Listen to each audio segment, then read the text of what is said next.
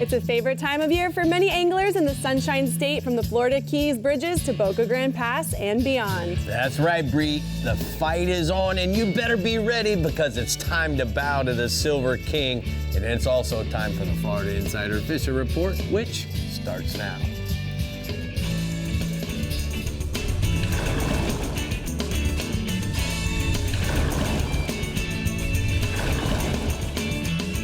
Welcome to the Florida Insider Fishing Report, presented by Yamaha.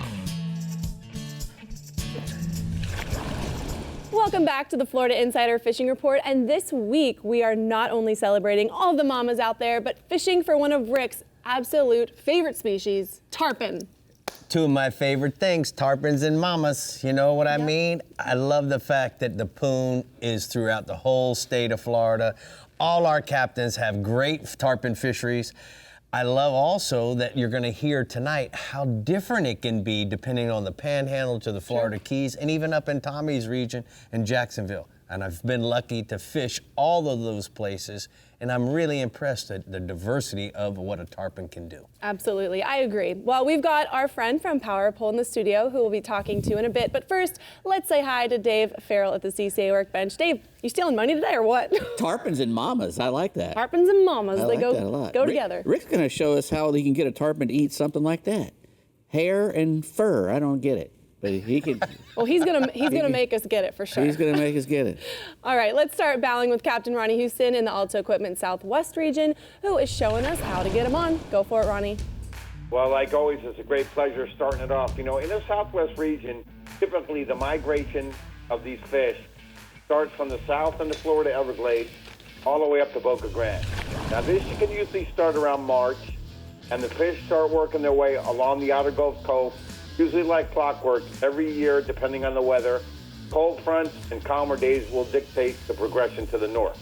Now, the Everglades backcountry, the Peace River, the Caloosahatchee River will hold fish in late fall through winter until they make this migration move also. Now, most passes and bridges will hold residential fish year-round. But for the most success, I believe, and no pressure, fishing at night along bridge spans throughout the whole region can be very good. Now, most common baits all through the region, and you'll hear most guys talk about this tonight, going to be working these patterns are going to be, I would say, on the live bait side, nothing beats a live pinfish. But a lot of guys will use the herring and the mullet, or they'll use the live crab. If you get in some of them bigger bays or out on the outer Gulf Coast, and these fish are all over the place, you see them free jumping or moving, and they won't hit any live baits, cut baits on the bottom also works very well. But also, you know, you think a lot of these guys are using live baits to catch a lot of these fish. Some of these guys keep a lot of secrets back, and a lot of these captains up to the north, they're really using a lot of artificials, believe it or not. And they're using artificials anywhere from 4 to 8 inch swim baits to do this, especially when they're not using the bait. So I've got a recent picture right now where the tarpon are really starting to get pretty good up in the north end. Good tarpon released by Captain Chris Flattery. Second one in the store is going to be the redfish. Now, that bite can be hit and miss right now from Estero Bay all the way up to Punta Gorda. Now, all right now, with that water being clear, tight fishing potholes combined with grass can be really tricky. It's going to have to be stealthy.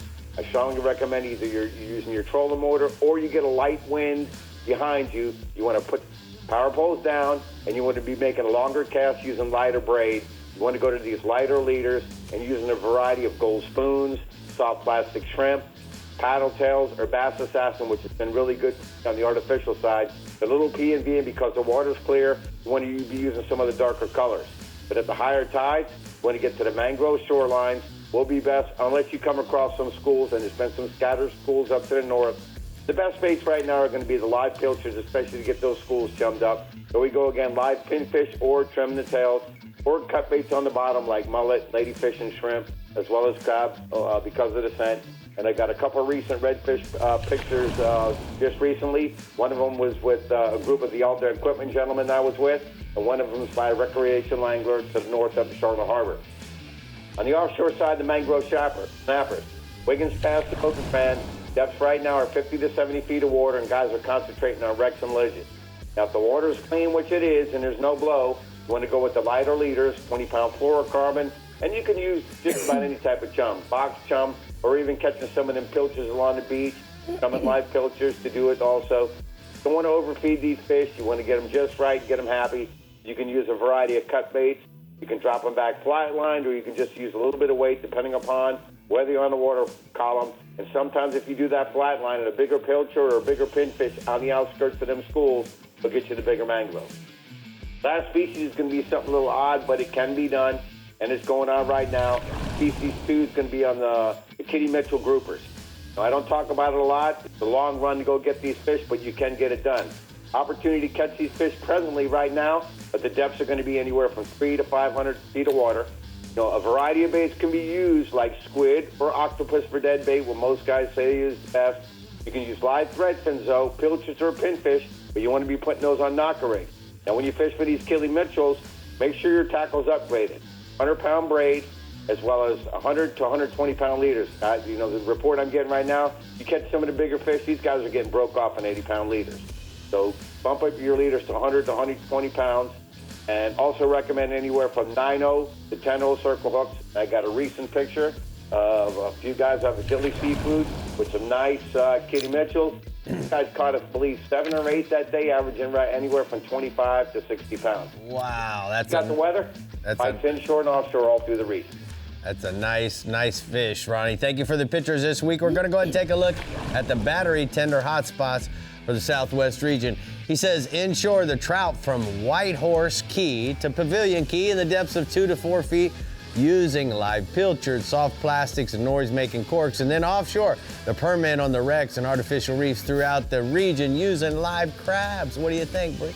Well, I think it's now time to head to the North Central West region with Captain Jeff Page, who is no stranger to the poon and knows exactly where to target them. Take it away, Page. All right. Well, you know, I live in probably one of the most world-renowned tarpon waters in the state, and it all starts down at the south end of my region, Boca Grande Pass, where the fish are going off as we speak. And the cool thing is you can fish the pass, or you can work your way up that beat.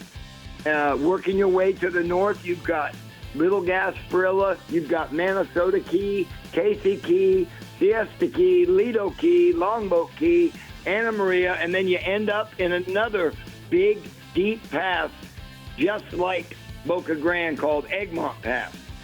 And the conditions are very similar as far as depth and current. Now, for beach fishing, optimum conditions are light east winds or just any kind of east winds in the morning when that beach is flat, where you can see the fish laid up. Approach them slowly with your trolling motor, move up on them, and cast free-line crabs or medium-sized pinfish in front of them. You can cork them, but usually early morning hours, it's better just to throw a free-line bait. As the day progresses, it's a good idea to put at least 6 feet between your cork and your hook, and live thread fins become probably the bait of choice in my region. Pinfish will work, crab will work, but live thread fins, probably the bait of choice. Now, as you get those afternoon outgoing tides on the new moon, which we're on right now, and the full moon, the fishing in the passes, Boca Grande, Big Pass in Sarasota, and Egmont Pass to the north, all become really good pinpoints for lots of tarpon to feed on those crabs that are flushing out the pass. And you can just drift out with cork crabs and have really good success. And then nighttime around the bridges in all the inlets works real good with live ladyfish or silver mullet. And then the fly fishermen like to set up on the sandbars just outside our inlet. And an artificial I like using, Rick, is that big Berkeley stick shad in the 110 size in the chrome or the white pattern.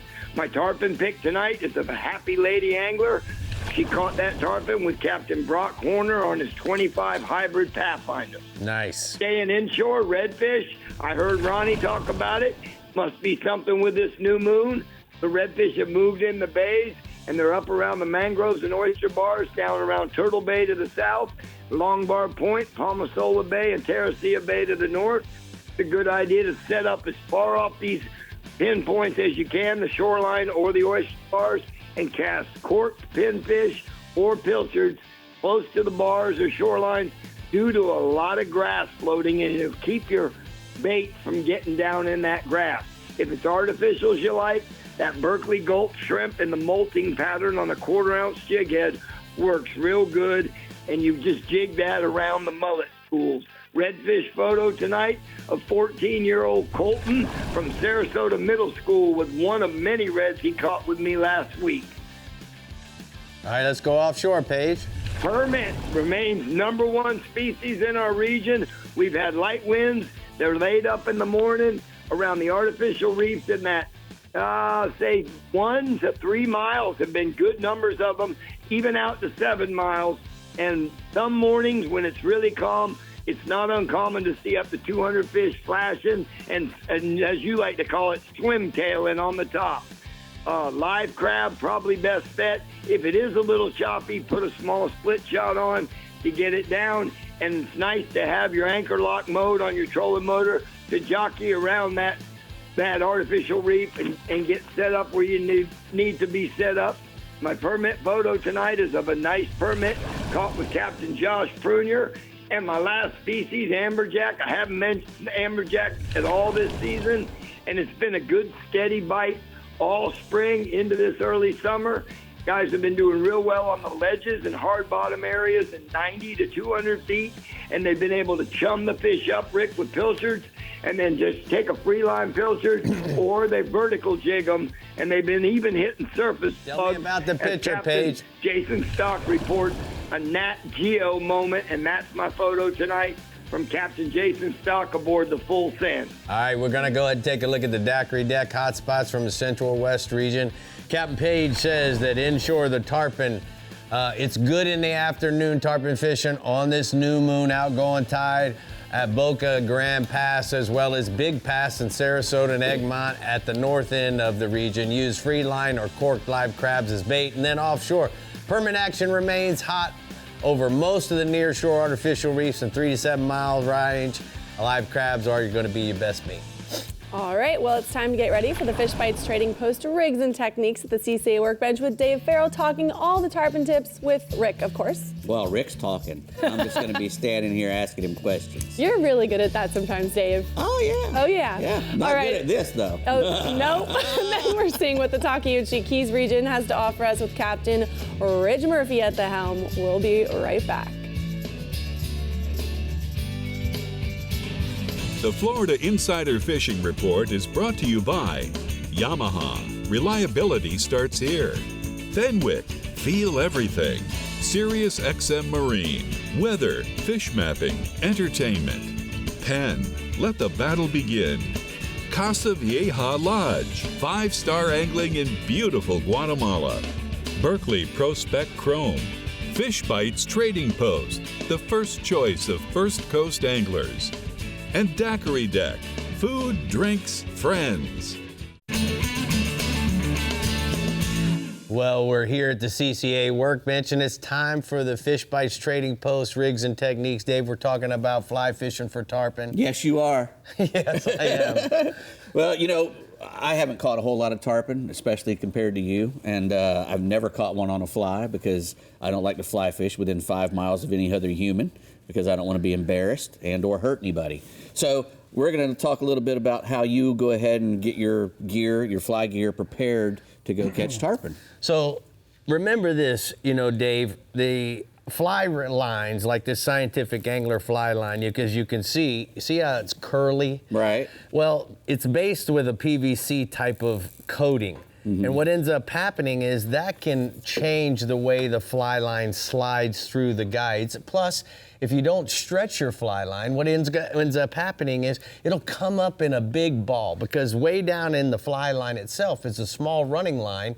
And when you're laying there and it's hopping up and down and blowing in the wind, it'll come up in a big ball. So the best thing you can do before you get out there, guys, before you ever even wet the line, pull off the amount of line you're going to cast, And then I want to see you stretch it. And don't be afraid to really pull it. It's got a 30-pound core inside. So you're not going to break it. Right. All right. So that's number one. Then the next thing you do before you even let it get in the water is you're going to put some fly line dressing on this applicator. And the reason we use the applicator is because we don't want that fly line dressing to get on our fingers, because when it does come time to set the hook, then you now have slippery fingers and you can't really hold on the line as you're clearing it. Right. The other thing I want to say is really, really important, Dave, and I use the fly rod itself, is I'll strip the leader into, I think I'm hung on my mangroves. Yes, you are. But I'm going to strip the line into the rod guide. And then I know that this rod is 9 feet long. So I can use the rod as a measuring device. So I got about a 9.5-foot leader here. It's really important to know that, because when you go to make your cast and your presentation, you're going to transfer your eyes from the fly that landed out there 70 feet away. You can't see the fly, right? But you're going to look at the end of the fly line. And when you're looking at the end of the fly line, the fish is swimming into your peripheral vision. When he gets about 10 or 12 feet away, 9 feet away, we're going to start moving the fly. So how do you choose which fly to use? So I like this rhyme. The darker the fly, the darker the sky. The lighter the sky, the lighter the fly. So early in the morning, we want to have something that's going to really create a big silhouette. We're going to throw a big fly, something dark. That way it's going to block out a lot of light. Then later in the day, 10 o'clock or so, guess what? We're going to change out and go to a chartreuse type of fly. Right. The other thing that's really, really important is you may, as an angler, you want to look for the fish to react to the fly. They're not in the business of ignoring us. You could think you make the best cast, and when you strip the fly, the fish doesn't react. People go, oh, he's ignoring it. They're not in the business of ignoring anything. So you got to look. Yeah, because the fly could be at this level, and the fish could be 4 feet or 5 feet below it. Right. So it's really important to look for that reaction. And once you see the reaction, you can make an adjustment. And if you have to make an adjustment, here's my advice, guys. Go smaller. You can see we got big flies on like this one, but if I were going to make a change, I may go to something this size and then downsize my leader from 60 pound or 80 pound down to 50 or 40. Those big old tarpon will eat that little tiny fly. They'll eat that fly. It blows me away why they do. And then you were talking about where you're targeting. So pick a spot. The fish is coming. Try to create a head-on shot as much as possible, because it's the natural thing to have the head-on type of shot where you strip the fly and pull it away from him. And it's running away from him. Then he's going to eat it. But remember this, guys, really critical. Lead the fish by 20 feet. You can always leave the fly there. Don't cast the fly into the presence of the fish. Allow the fish to swim into the presence of the fly, and you're going to get a whole lot more bites. And here's one other thing I want to tell you. You can go to the Captain Rick Murphy YouTube channel. Go and look at the Panama City Beach Tarpon show that we did 2 years ago, or is airing last year's season. And you'll learn a lot about how to lead the fish and then strip the fly. Clear water fishing, it's the way to go. Wow. There you go. Wow, I'm enlightened. Really great job over there, Dave. Catch a tarpon on the fly now. Dave, you did great. All right, we're rolling on into the Takeuchi Keys region, where Captain Ridge Murphy is chomping at the bit to get you on one of these tarpon beauties. So go for it, Ridge. You know, when it comes to an ultimate inshore fish, in my opinion, the tarpon takes the cake. A 6-foot fish that lives in 6 feet of water that you can target out of a 16-foot boat is the only way I can describe the Silver King. It's no wonder why anglers will travel from all over the world to fish for these amazing fish here in the Alta Equipment region. Here in the Keys, tarpon can be caught on both sides of the highways, from migrating fish on the ocean to staging fish in the bridges like Long Key, Channel 5, Channel 2, 7 Mile, Bahia Honda, and including the Key West Harbor and all the backwater lakes of the lower Keys, all the way up to the backcountry Isla Mirada and into the Everglades. They can be caught year-round, but what we like to call tarpon season and down here in the Florida Keys is anywhere from April 1st through the end of June. Guys will fish big spinning rods like the Fenwick Pro Elite Heavy Fast with 20 to 60-pound braided line on a 5,500 to 8,000 pen slammer, or Pen Authority with a 40 to 60-pound fluorocarbon leader. Fishing crabs or mullets under a cork in the early mornings or late evenings into the night in the high current areas like the bridges and trenches around them. And for the fly guys, anglers are pulling the flats, looking for them laid up or swimming in the lakes while others will stake out on the white sand strip spots anywhere from 3 feet to 12 feet of water on the ocean waiting for the fish to swim by. Guys are throwing 10 to 12 weight hardy fly rods with a Scientific angler line, 30 to 60 pound shock leader. Throw bait, fish patterns, shrimp patterns, and worm flies in a variety of different colors, but natural colors are a safe bet. The most important part about targeting these giant pilchards is presentation, presentation, presentation. Anything from the front of the fish's face is a good angle. And try to refrain from throwing over the fish's back where it will be coming at the fish. They don't like that, and neither does the guy fishing down the line from you. So make sure when you're running from spot to spot, stay way outside of the line that the fish may be swimming down. And if you're not sure if you're pulling into a spot the right way, idle or pull. I got a photo of a client of mine, Wally, with a nice tarpon that we caught on fly. Nice. All right, tell me what else is inshore, bub. You know, we talked about it last week, and the redfish are in the backwaters of Islamorada and the Upper Keys. I've been pretty good. The Keys has been pretty good. I spoke to Captain Stephen Tahara, and he says that the fishing has been in the moats and potholes in the clean water, and look for rays. Lots of rays have been holding the fish on their backs, and throw light, medium light, 7-foot Finwick spinning rods with 3,000 to 4,000 size Penn reels loaded with 8 to 15 pound braided line on 20 to 30 pound fluorocarbon leader with a Bass Assassin 5-inch jerkbait, 4-inch sea shad, or even the P&V will work. Bright colors like lime truce, white, pink will work so that the angler can see the bait, but natural colors like Houdini, Drunk Monkey, and Baby Bass will also work. I have a photo of Steve and Greg with a nice pair of redfish that they got fishing with Captain Stephen Tahara in the backwaters of the Upper Keys. All right. And guys, don't forget, May 25th is the start of the CCA Star Tournament, and make sure you're signed up for a chance to win up to $500,000 in prizes.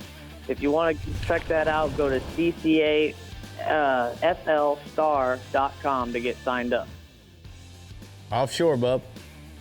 Last week's theme species is still big targets all up and down the region. Groupers are hot right now and I've been trying to fill the boxes. Drift baits and anchor up current of the rocks to the wrecks, sending baits down to the bottom with an 8-ounce to 32-ounce lead and a long leader ranging from 30 to 80-pound fluorocarbon. Heavy tackle with big baits are the way to go. Grunts, pinfish, small legal yellowtails, speedos, ballyhoos are all great baits. Use pair with a 5.0, 9.0 Eagle Claw circle hook to match the bait size. I got a photo of Justin Miller, a.k.a. Muffin, off the Real McCoy out of Bud and Mary's with a nice set of groupers that he got with one of his clients. All right, bub, what else you got? Not only is Muffin catching groupers, but he's also saying that they're getting their limits of yellowtails daily. Anchor or spot lock 60 to 90 feet of water, and chum a mixture of chum, sand, and oats, and free line baits back behind the boat with little resistance. When you get tight, reel really fast, because 3 weeks of yellowtails being the hot spots on the fishing report, the sharks must have been watching because they are on them and they are aggressive. So do your best to get them into the boat without getting eaten, and a good way to ensure that is go up in line class, 12 to 16 pound mono if you can get the bite and really, really put some good heat on them. You done? I got a picture of a pretty cool picture of a bunch of yellowtails back behind the boat with Captain Samuel Milazzo that he took on a yellowtailing trip the other day out of Worldwide Sportsman. That's so awesome. Okay, bub, thanks for all the pictures. We'll talk to you later. We're gonna go ahead and take a look at the hot spots from the Florida Keys region. He says the redfish up on the flats in the clean water, milling around in the potholes in the moats. Keep an eye out for those rays that Ridge talked about, and there'll be schools of reds following. Used an assorted Bass Assassin rigged weedless, and a 1 light spinning rod will work very well. And then offshore yellowtails are still hot from 60 to 90 feet of water, chumming with frozen chum, oats and sand. Remember this, guys, 10 per person. They gotta be 12 inches long, and do your best to keep them away from the sharks. The Yellow Brick Road. All right, now it's time to check out some tournaments going on in the Florida Keys. First, we have the Mother's Day Dolphin Tournament, where anglers compete for cash and prizes for the heaviest dolphin fish in 4 categories: professional, weekend warrior, ladies, and junior angler, benefiting Habitat for Humanity. Next is the Ladies Let's Go Fishing Screamin' Reels Tournament, where women anglers gather for 2 days of fun fishing offshore and inshore in Islamorada. Then we have the Skipper's Dolphin Tournament, where teams compete in Key Largo for over $50,000 in cash prizes, including $20,000 for the first place team with the highest combined weight of 3 mahi-mahi. And finally, the 31st Annual Lower Keys Chamber of Commerce Dolphin Tournament, June 7th through the 9th, where anglers contend for over $35,000 in cash prizes and awards. For more information on these Keys tournaments and more, head to flakeys.com. And actually, we have one more tournament we want to mention, which is the Key West Marlin Tournament, coming up July 17th through the 20th for your shot at fishing for some serious cash in the sun-drenched Keys. This is more than a competition. It's a high-stakes adventure with hundreds of thousands of dollars up for grabs, where every catch could lead you to victory. Join the ranks of fishing aficionados in the grand tradition of Hemingway himself and make your mark in the Florida Keys. Get registered today at keywestmarlin.com. Woo! We're seeing what the Casa Vieja Southeast region is up to, and then we're off to the Fish Bites East region to hang out with Captain Mike Holliday, who also has your bass report. Look at that guy. We'll be right back.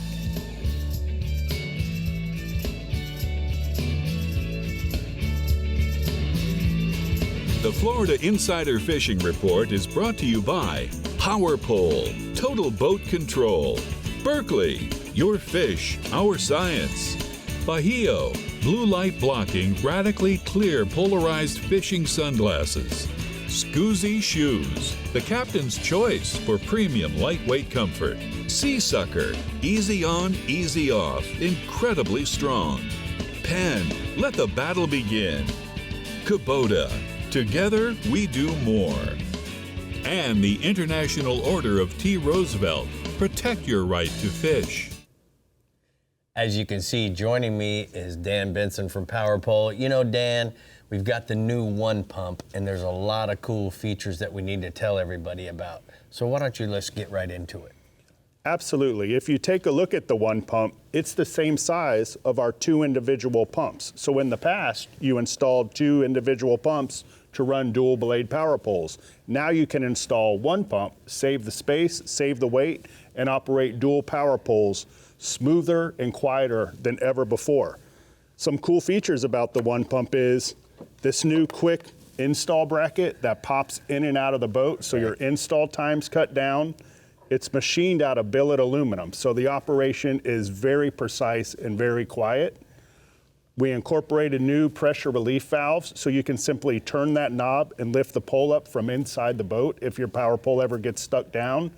And we made a new, more durable circuit board, so any board issues are a thing of the past. I love the fact that it can be easily removed out of its new cradle. So let's talk a little bit about some of the new feature. Which models does this come with the One Pump? You can get the One Pump now on 8-foot and 10-foot blades. 8-foot and 10-foot blades. So Dan, let me ask you this. What's cool about this to me is it still run on the same green fluid? Absolutely. All power poles run on Green Marine 100% biodegradable fluid, so if it gets into your fishing environment, in 28 days it'll disappear and you'll never hurt the fish. I love the fact that it's, you know, half the size. We save on weight. Now what about amperage? Absolutely. Because you're no longer running 2 pumps, this uses less battery power, so you cut your amperage draw by 40%. Now, do we still have the ability to adjust our speed through the One Pump? Yes, it has an all-new remote. You get 2 of them. You have fast, medium, and slow, and of course, auto up and auto down. So if we want to know more about it, where do we go? You can call us in Tampa, Florida, or go to powerpole.com. And any of your local dealers that are providing the new 8-foot blades and 10-foot blades, correct? Absolutely. They've all got them on order. We build them every day, and we're shipping them out. You did a great job. Wow. Thank you so much. All right, Bree, it's time for us to pump on over into a new region. It is. Dan, you were made for TV. In the Casa Vieja Southeast region, Captain Jimbo Thomas has the Tarpon migration scoop, so listen up. Hi, Jimbo.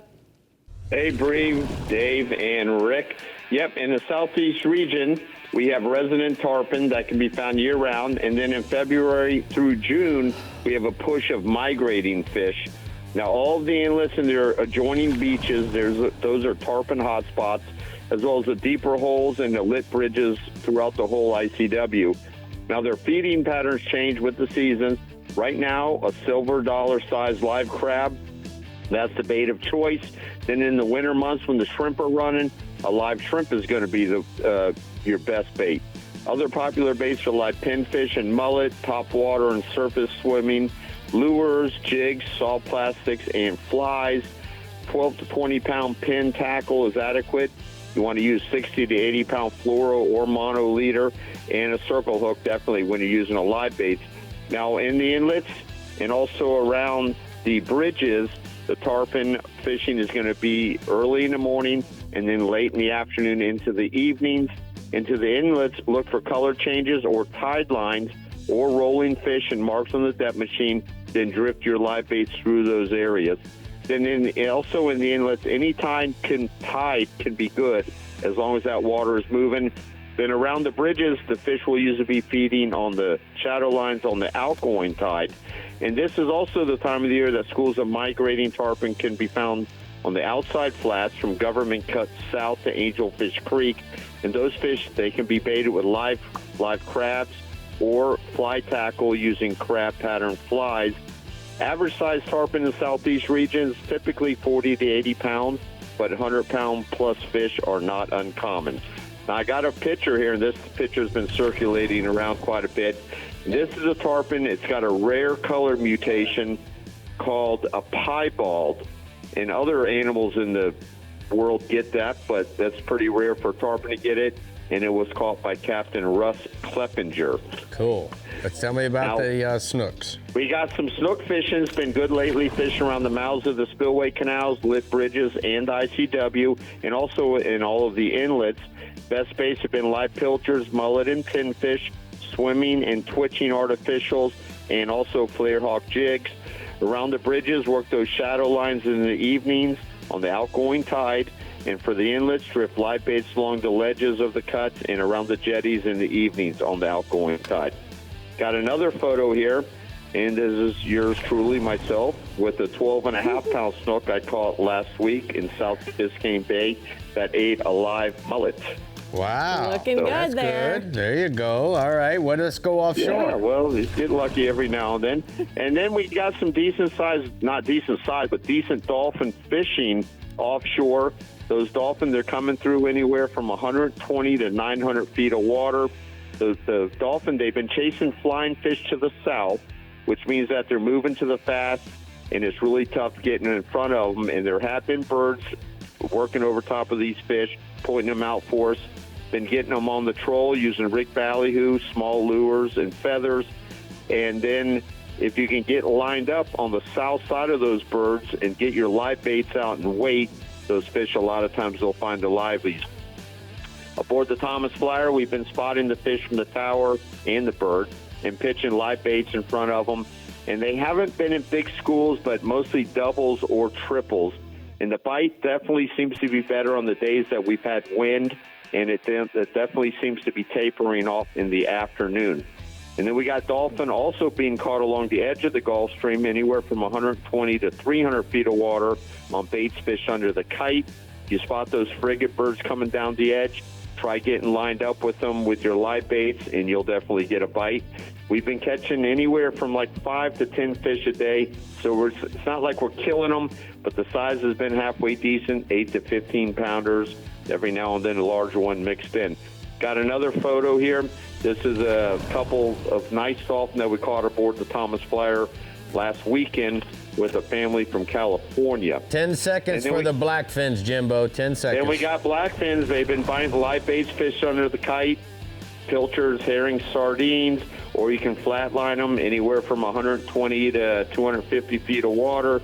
Most of these tunas, they've been big ones, 20 to 30 pounders. Been catching them on 20-pound tackle, 40-pound fluoro leaders with circle hooks. They've been biting throughout the day, but if you get out there early or fish late, that's when it's going to be the best. And we've been struggling for bait lately, but if you can find some bait to live chum with, you should get these tunas going. Got another photo here.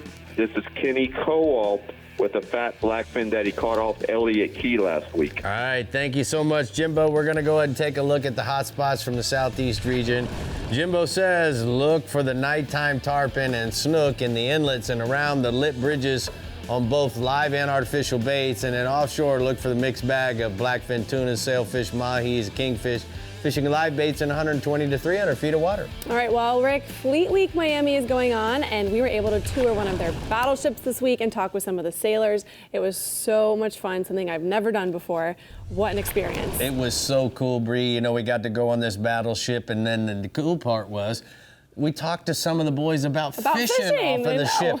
And the ship, you know, as it's moving from point A to point B, it's traveling at about 16 miles an hour. So they're able to troll, and I actually took a weighted lure for them.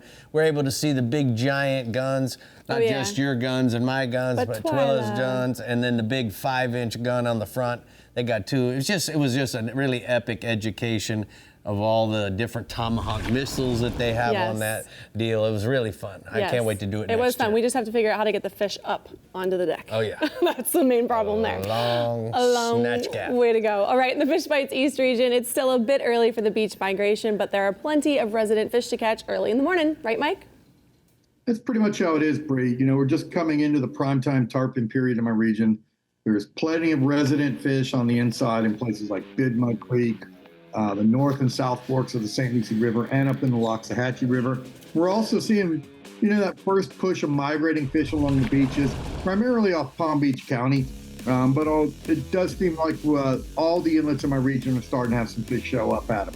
For the resident fish, live mullet or a saltwater assassin 4-inch Houdini colored sea shad are the top baits. You throw that sea shad, just work it very slow with no action, and you'll get the bite.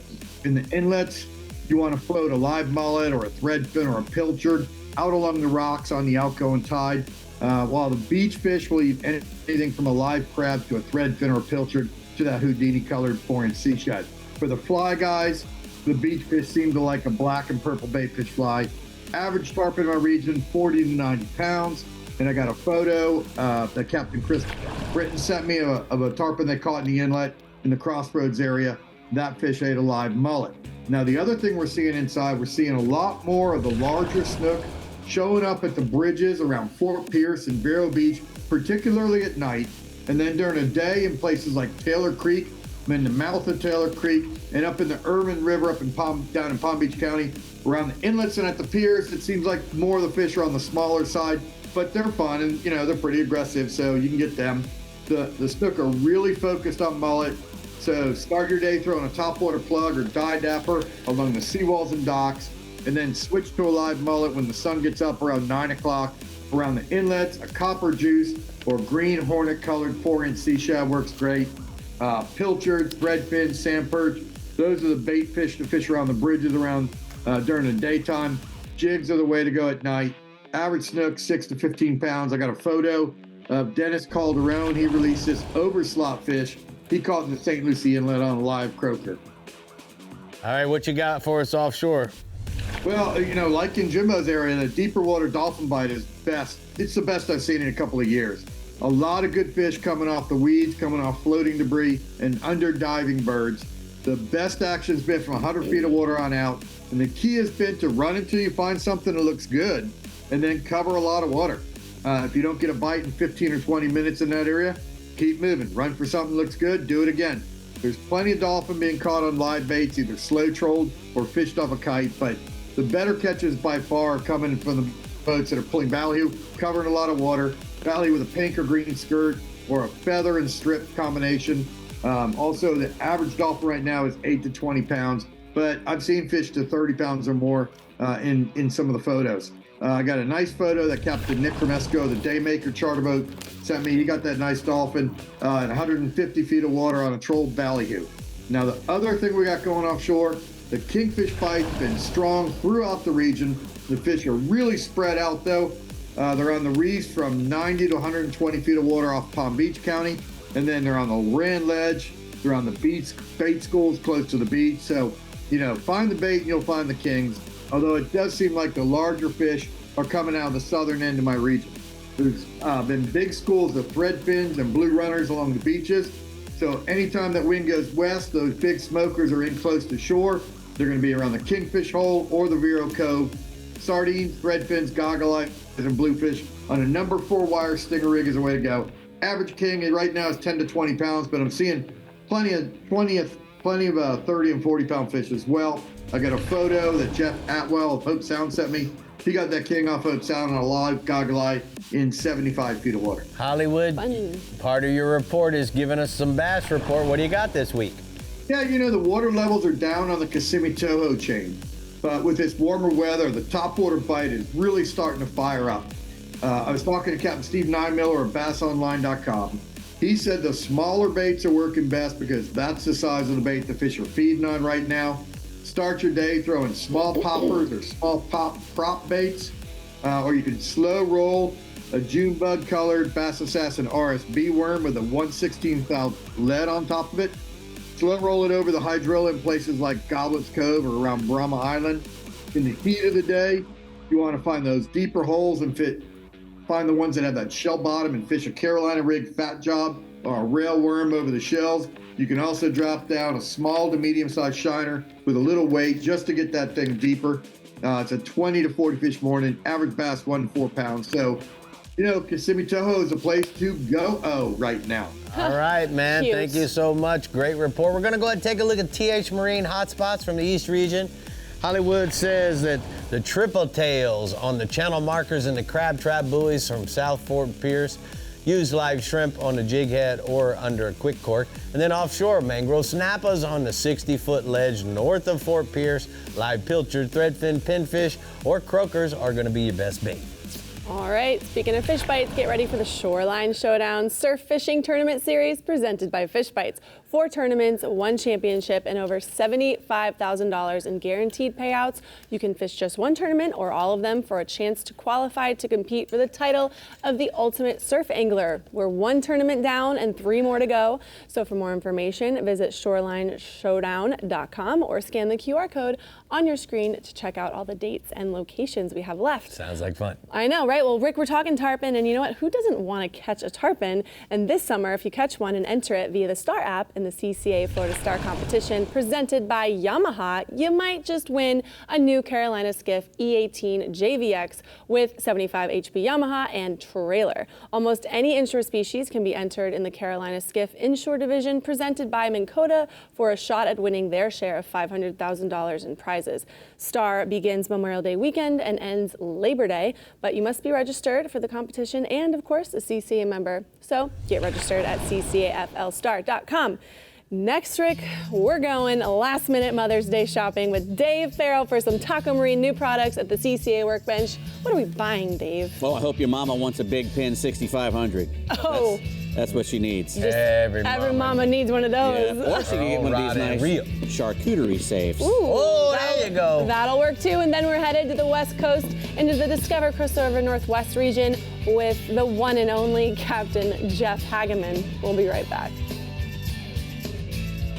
The Florida Insider Fishing Report is brought to you by Alta Equipment Company, where uptime matters. Ameritrail, load, launch, relax. Abyss Battery, power your pursuit. Rodan, set it, forget it, catch more fish. Discover Crystal River, Florida. Bass Assassin and Saltwater Assassin, best lures, period. And Maverick Boat Group, makers of premium boat brands Maverick, Hughes, Pathfinder, and Cobia. So we're here at the CCA workbench. It's time for the Taco Marine new products, and we're arguing about how to say this. Oh, I can't say it. Charcuterie. I did say it right. The charcuterie safe, the sub-safe charcuterie safe. Oh boy. There you go. Travel with your own favorite charcuterie. I'm going to say it 100 times. Food grade safe, and it's BPA free, so it's just not like a tackle box, it's made for food. It's watertight container with a high quality handles and a nice silicone ring inside to make sure everything stays watertight. You can just toss it right into a cooler with ice or whatever. It's a 4-piece kit there. It's got 2 little containers that you can put your honey or your mustards or whatever you want. Correct, any of your spreads. And then then the nice cheese knife for cutting the cheese, and that never gets old. It's interchangeable walls, so that you can put in all kinds of salamis and cheeses and whatnot in there. And it's great for kid snacks too. If you just want to put kid snacks in there, or take it to work to put it in the refrigerator, and be harder for your. With that seal, you can just throw it on top of the ice, and Correct. The ice You don't have to worry melts, about water getting into it. It's 14 by 9 by 2.5 inch long. So where do we go to find it? TheSubsafe.com is where you go get that. Okay, so The Subsafe. The new clear floating fly lines by Scientific Angler. The magnitude, the Grand Slam clear float and the Tarpon clear float is what you have there. They also make a sinking line, you said. They make a sink tip. Sinking tip, okay. Yes, as well as a variety of other lines. But the difference between these two, Dave, to help you out here, is the taper. So the Grand Slam would be something, guys, that you would want to buy if you want to actually throw in a lot of wind, because it's like, the way I can describe it, it'd be like taking a golf ball or a baseball and put it in a tube socks. So all the weight forward is real heavy, great for casting into the wind. I gotcha. Certainly having a clear fly line allows you to be a little more aggressive, plus it doesn't spook the other fish that maybe are part of a school. Works very, very, very effective having 90 feet of fly line or 100 feet of clear. Well, these are the most durable and slickest clear floating lines that are made. And you can go to scientificanglers.com to get one of those. All right, now this is my fave. Yes, this is a little bit of a collaboration that Rick Murphy had with Eagle Claw. You know, if you're throwing live baits on circle hooks, every once in a while that circle hook will spin around and get buried in the bait. And then when the fish eats it, you don't get a hookup.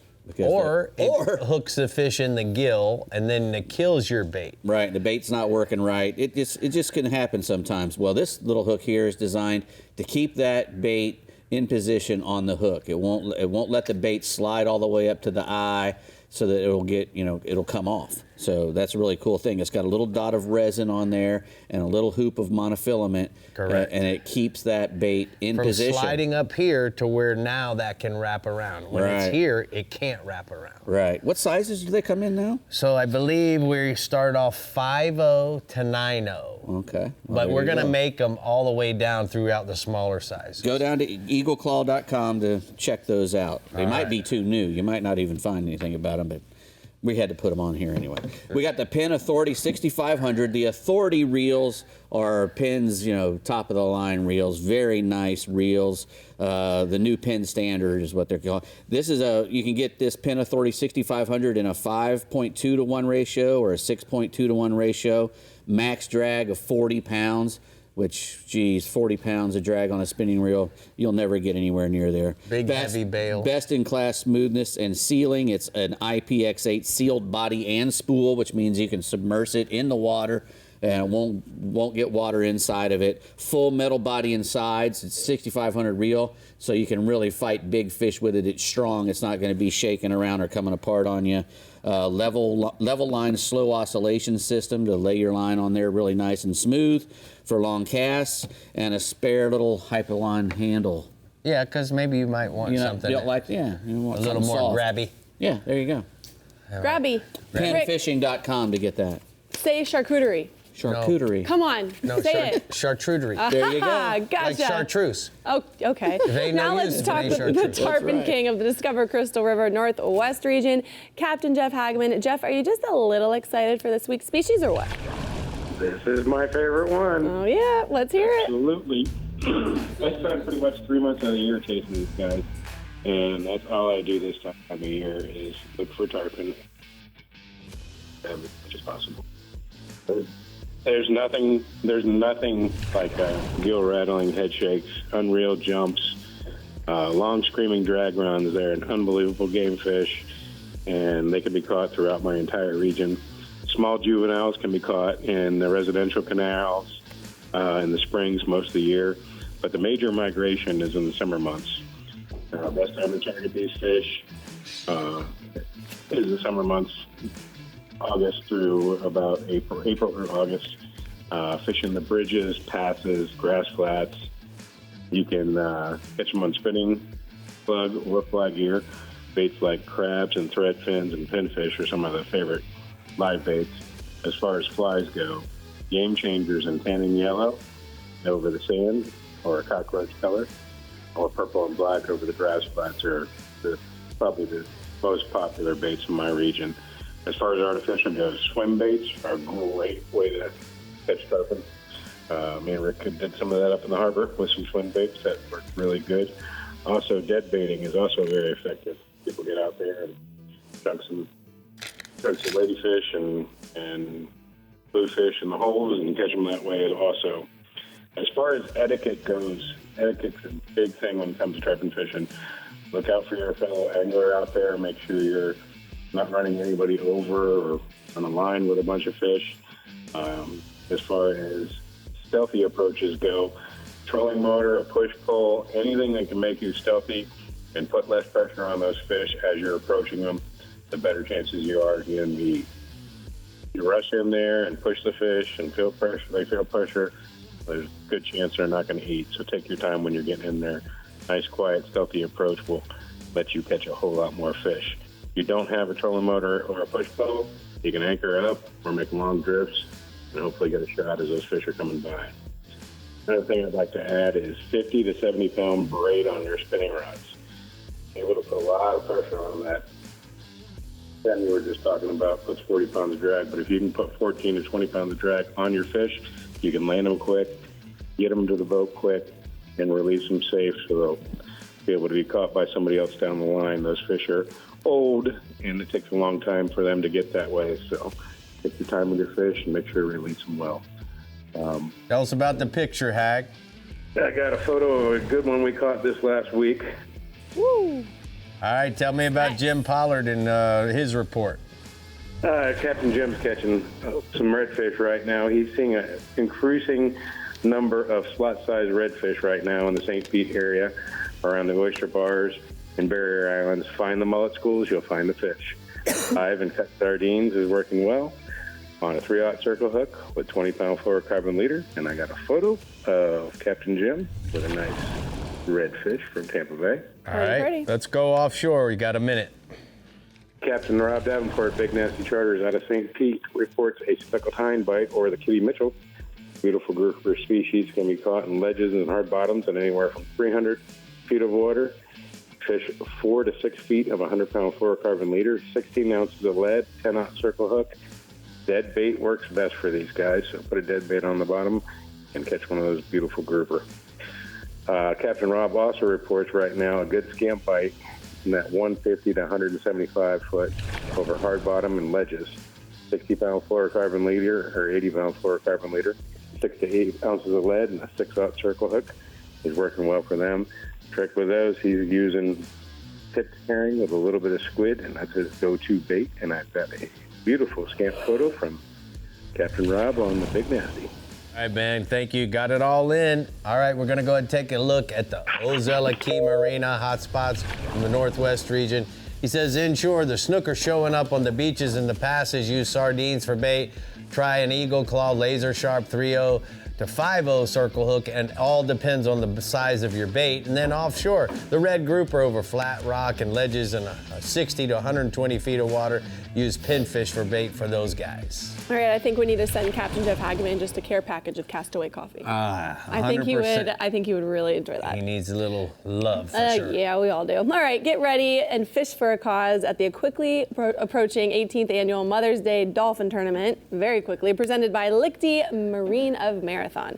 The captain's meeting is May 10th and the tournament is on May 11th. This angler tournament benefits Habitat for Humanity of the Middle Keys and offers over $9,000 in prizes for the heaviest dolphin caught in 4 separate divisions. Scan that QR code or visit mothersdaydolphintournament.com. Up next is the Real Legends Central East region with Captain Jim Ross, so make sure you stick around for that. And remember to keep up with everything fishing in Florida. Make sure to head on over to our website, like us on Facebook, follow us on Twitter and Instagram, and to see new fishing adventures along with reports, subscribe to our YouTube channel by scanning that QR code. We'll be right back. The Florida Insider Fishing Report is brought to you by StarTron. Start, run, and store with StarTron. Berkeley, your fish, our science. CCA Florida, the voice of recreational anglers for over 35 years. Front Runner Boats, performance-built offshore fishing boats made in the USA.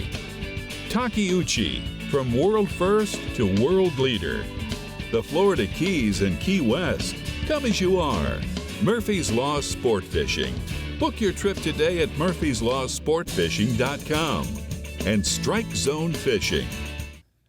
Welcome back, Rick. In the Real Legends Central East region, Captain Jim Ross is telling you exactly how your weekend is going to go, and it begins with being stealthy. Talk tarpon to us, Jim. Well, you know, tarpon are one of the most elusive but definitely the toughest fish that we have around here. And anglers in the Real Legends Central East region often find these fish along our nearshore waters, especially the bigger fish. And so we fish for them anywhere from the Vero Cove area down there at Vero Beach all the way up to the Ponce Inlet. And most of the guys are going to be drifting or slow trolling. And live baits like pogies, mullet, sardines, and pilchards are the most productive way, to catch these fish from day to day. Soft plastic swim baits and hard suspending plugs can also be effective on tarpon during the lower light periods.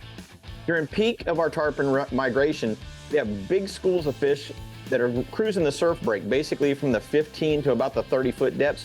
And one of my favorite outfits for tarpon consists of 30 to 50 pound braided lines spooled on a 6500 series Pin Slammer DX or the new Pin Authority. I have been using that reel for about a year now and absolutely love that Authority. That thing is bulletproof. I use a 2-stage leader that starts with about 5 feet of 40 to 50 pound test fluorocarbon. And then on the tip of it, I put another little 2-piece of like 60 to 80 pound because our fish really they're not that leader shy most of the time. And I tie a 7/0 or an 8/0 size tournament circle hook on the end of that rig. I use this as a sight fishing and also a drifting and slow trolling setup. You can put them on the spinning rods and you can do either. Our average beach tarpon runs about 60 to 120 pounds. And I've got a fish finder shot here from one of my fish finders last season. This is what you want to see whenever you're running along the beach. Lots and lots of targets to potentially eat your bait fish. And then I've got a second shot here, which is the typical shot that you see of tarpon and, grabbing them by the lip. You want to keep them down in the water. Don't lift them up out of the water because it can harm them. Now, staying offshore, the dolphin bite really picked up here the last week or so. We've had a lot of dirty water come through the Central East region lately, but over the past couple of days, it's been clearing up. And much of the dolphin action has been between about 200 and 700 foot depths.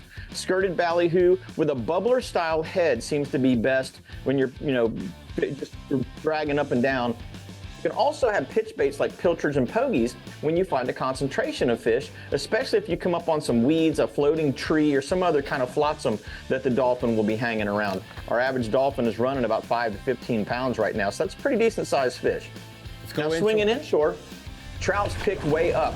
We had a hard time catching trout through the winter time in this region, but I'll tell you what, the smaller fish are holding in 2 to 4 feet of water and the bigger ones are holding in 1 to 2 feet. Spinning lures, saltwater assassin 4-inch sea shad tails, especially that purple moon or that northern minnow color has been producing really good for my customers this past week. And some of the larger trout are holding real tight to those mangroves or dock pilings, and you can throw a live fingerling mullet or a small pogie or even a decent sized shrimp up in there and get one of these fish to feed. I've got a nice little photo of one that we pulled out from under a mangrove right there in the Cocoa Beach Canal system the other day. Nice. All right. My last species is snook, and you know what? They remain probably the best fish to target right now if you're looking for something that pulls hard and tastes good and you're actually allowed to bring home. Because in my region, you can't keep redfish right now, and you can only keep 2 trout. And we're trying to put the trout back in the water, honestly.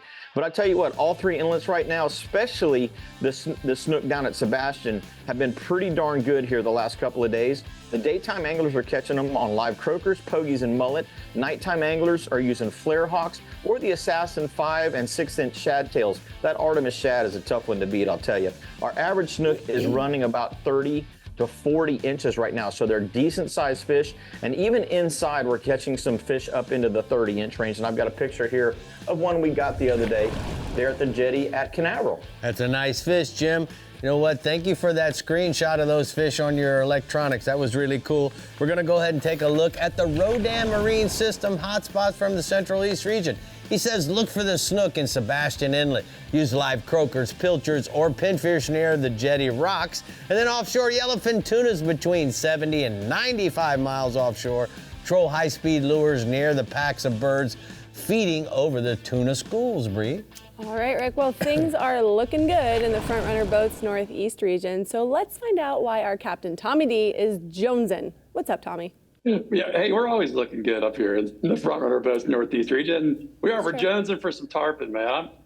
Everybody here gets really excited for our tarpon season, and it's coming up here real soon. In fact, we have a few fish showing up already, and that's exciting because it's a little early in the year. The water's warm, and right now they're in the ICW. I see them here and there, but it only gets better as things continue to warm up. And we have a great tarpon fishery here all summer long and into the early fall months as well. And we get some big migrating fish right along the beach. They're going to be feeding on pogies during the summer. Then they switch over to those mullet later in the summer and into the fall. Now, one fun way to target those tarpon here is to fish behind the shrimp boats. Now, last year, the sharks were so dang thick, it made it really tough to single out the tarpon behind those shrimpers. Now, we're hoping those guys, the sharks, that has thinned out a bit this season, allow us to hook a few more of those tarpon. Now, when those shrimpers dump their bycatch, you're going to find the tarpon along with a bunch of sharks, sometimes right behind the boats in a feeding frenzy. And it's one of the few ways you can sight fish some big tarpon here in my region. Now, you can also fish for tarpon around the pogie pods along the beach. Now, I like to use a 7 to 10-aught eagle claw circle hook. Really depends on the size of your bait. And you're going to free line or float a live pogie or a mullet around those bait pods. Now, you can also fish a bait under the pogie pods, and sometimes that's where you get the most bites. Just depends on the day. Now, my clients have also had great success, and Rick and I had some great success, along with Scott Jones from Fish Bites, tossing that Fish Bites jerkbait. There it is, man. That's a tarpon killer right there. Don't discount that lure right there. Just simply rig that Fish Bites jerkbait on a jig head or a big weedless hook, lead the rolling or busting tarpon by a few feet, and hold on. They're going to eat the heck out of that thing. Now, the beach tarpon, they're averaging about 60 to 100 pounds. But man, we get fish over 150 pounds here every year.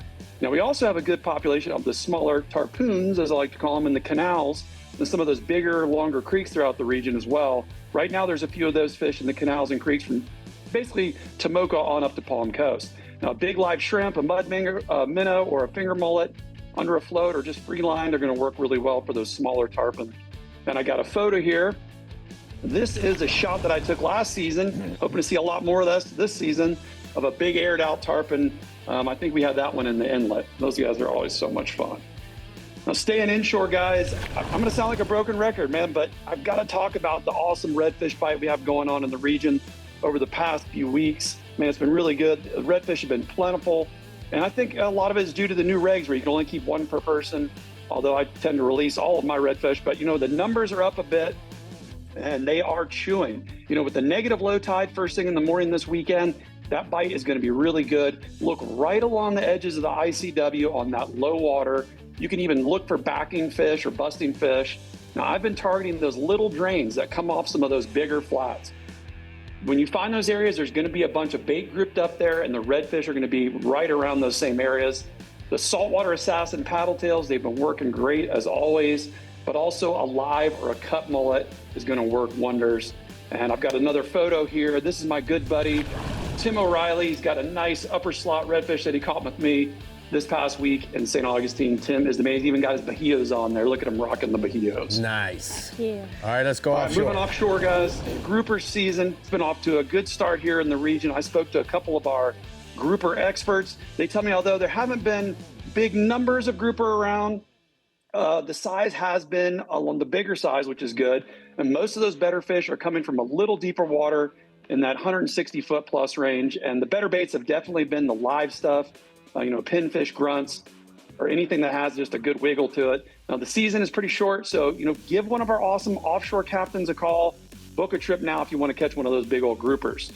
Now, also offshore, the mahi bite continues to be good throughout the region this week. The ocean's been pretty friendly lately. It's allowing anglers, even with the smaller boats, to make it way out there to the Gulf Stream and get their mahi troll on. Now, you're going to want to look for the usual weed lines, the debris, the current edges. Most anglers are going to troll ballyhoo. But, I talked to our buddy, Captain Gibby from Lure 'em In, and he tells me he's been catching some of his biggest mahi using one of his cup face lures that he calls the Killer Bee. And he's going to run that thing on the long rigger with a single 9-aught hook. And he said the better numbers of fish have been a little bit north and east of Mayport this week. He says the average size of the mahi's been about 10 pounds, kind of like Jim was saying, but some fish over 20 pounds are still out there. And I got one last picture here, guys. Our buddy Nate Creeder from Team Creederfish sent me this picture of his son Cannon with a big old mahi that they caught east of St. Augustine. That's awesome. Nice job this week, Tommy. We're going to go ahead and take a look at the strike zone hotspots from the Northeast region.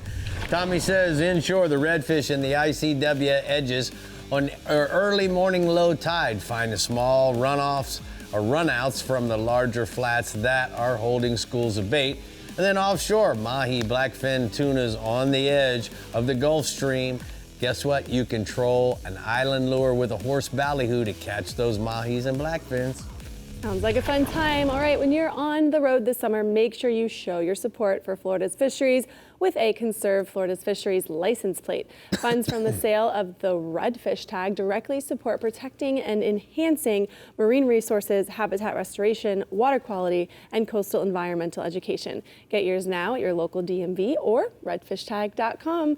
Maybe get two. Maybe get two, maybe get three, maybe get mama one for Mother's Day. Hey. That's it. We're seeing what's swimming at us in the Sea Sucker Panhandle region coming right up, so make sure you stay hooked for the eye. Look at that handsome man, Patty Pants. There he is. Love him. The Florida Insider Fishing Report is brought to you by Yamaha. Reliability starts here. Fenwick. Feel everything. Island Lures. Tournament Tackle. The IGFA. Every fish, every water, every angler since 1939. Sportsman's Adventures with Captain Rick Murphy. 30 years of fishing for adventure.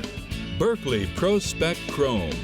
Real Legends. Available at bellsflorida.com. And Taco Marine. Master the catch.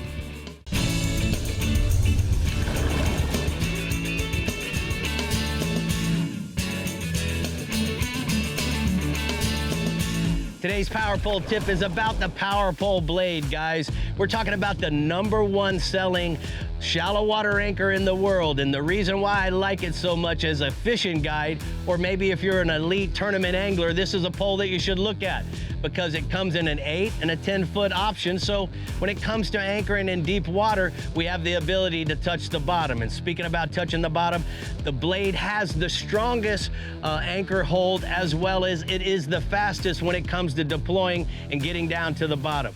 Now, when the blade is up, it's 20% more aerodynamic because of how thin it is and with the holes being drilled in it. So keep in mind, guys, that it comes in a red, white, blue, as well as black color options. If you have any questions about the Power Pole blade, certainly go to powerpole.com, and that's today's Power Pole tip. That's a pretty good Power Pole tip right there. I know it ain't no springback, but it's something. It's something. Springback's a good one. All right, the Sea Sucker Panhandle region is ripe for the poon picking, which is right around the corner. So Captain Pat, get us ready for the fight. Captain Pat. You there, Pat? Where are ya? All right, well, we'll go ahead and start Pat. So Pat has lots of tarpon anglers that are eagerly awaiting the arrival of a tarpon in the Panhandle waters. There are some tarpon, mainly smaller fish, in the area year-round, and in fact, one was caught this last week in the backwaters of Panama City. They come abundantly late in May through the end of July as they migrate from east to west along the beaches. The schools of mature fish are found just past the second bar where they can be caught with a spinning rod or even fly tackle. Quiet sections of the beach with minimum boat traffic is obviously preferred. The popular places include the Cape and Mexico Beach in Gulf County, Shell Island, Crooked Island, and Bay County, the Walton County C30 beaches, and the Air Force and Gulf Island near shore beaches west of Fort Walton. Go ahead and tell me about the areas like the pier, bud. You're just saying no boat, no problem, man. If you got a boat, our area beaches we got tarpons. But if you don't have a boat, the area piers, they get into the action. Where the bait of choice is going to be a lightly colored swim bait. And if you miss the summer tarpon migration, tarpon, both large and small, they tend to congregate along our bay bridges in the fall. I primarily like to use a live bait for them on a 50-pound fluorocarbon leader, 6 or 7-aught trocar circle hook. And there's a picture from last summer. When conditions permit, I like to have my folks jump into this clear water, get a glory shot. That white sand and that clear water make for a great backup photo there. Oh, man, I got to come up there and get a glory shot like that with you, Pat. It's been too long.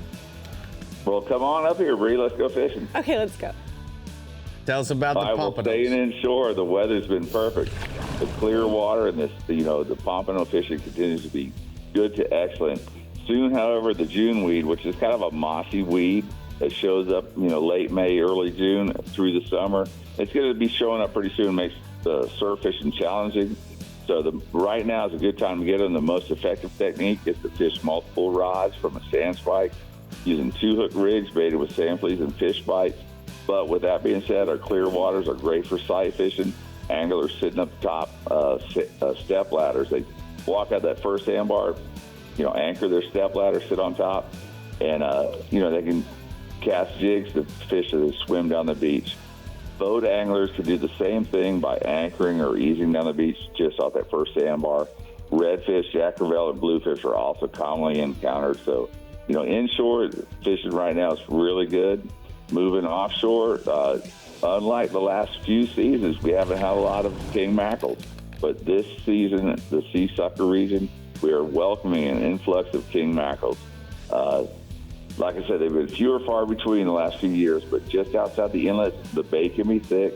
So sabiki your cigar minnows and herrings and slow troll them nearby the bait. The kings are definitely bait-oriented or structure-oriented. If you're not going to find the kings right there close to the bait schools, head offshore and troll your baits over bottom structure, 70, 90 feet of water. The broken bottom southeast of Destin has been particularly good. Use a stinger rig with a fish and fish a couple rods on top and a bait or two down deep. You maybe use a planer or just simply a egg sinker. The kings are running up to and over 20 pounds. There's a photo I got from Captain Alex Hare of Life's Too Short Charters in Destin. He's been putting his crews on quality king mackerel catches like this all week, and that's a nice rack of king mackerels right there. So sure is. For Alex and his crew. Tell us about the AJs, bub. Finally, the AJs continue to produce, and some big ones as well. A 98-pounder was weighed in Panama City this past weekend. They are on the high-relief metal wrecks or natural bottom, with the bigger fish typically coming from the deeper spots. The Riscony, the Ozark, the Black Bark, the Empire Mica, all big metal wrecks and also productive amberjack spots. Best bait is going to be a live bait, particularly a blue runner, mullet, or small bonita, if you can keep that small bonita alive. Basically, the more lively and active your bait, the better. Use a slip sticker rig with a long leader, so your bait, those long, active baits, they got plenty of room to move around. The freedom's going to give those amberjacks, a little bit of fired up time to eat them. Circle hook size to match your baits. Butterfly jigs or similar style metal jigs are also great for the AJs. I've got a photo there from Mike Patterson at the Teaneck Springs. He's a pretty big guy, and it's a nice amberjack he landed this week.